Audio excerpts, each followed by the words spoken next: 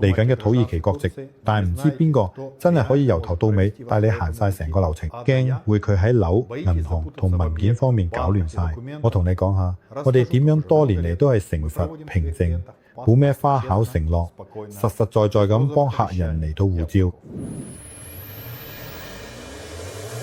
第一同最重要嘅係，我哋唔會一開始就由物業出發，就算嗰個物業幾靚幾好幾吸引都好，我哋係由你開始，目標同需要、實際情況、家庭、時間表、預算呢，我哋會誠實咁同你傾，睇下你啱唔啱走物業定期存款呢條路，定其實根本唔啱你。我哋會計晒成個數，包括所有稅項、手續費同埋相關開支，等你一開始就清清楚楚。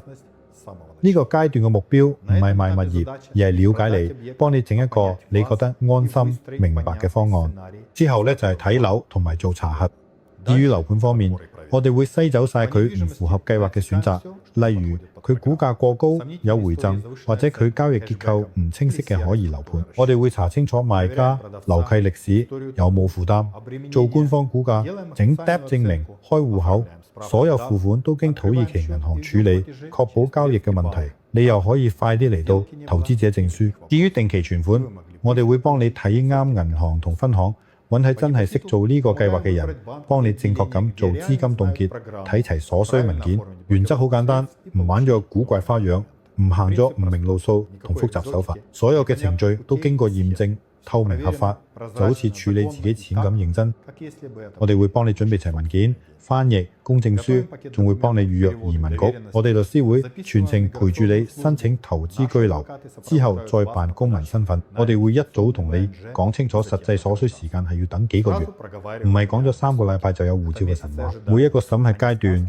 我哋都會同你保持聯絡。之後呢，就係開始你有護照嘅新生活。有人需要幫手揾樓、租樓同埋管理，有人就要協助搬屋、揾學校、獸醫生。呢啲時候，我哋都會喺你身邊，唔係紙上談兵，係真係實際幫到你。係因為佢嚟自37個國家嘅客戶都好欣賞我哋，我哋結合咗經驗、法律、專業同埋人情味，幫你順利攞到土耳其護照，唔會有咩意外或者無謂煩惱，同埋唔使淨係聽我哋講，你可以直接去 Google 地圖睇下客戶對我哋嘅評價。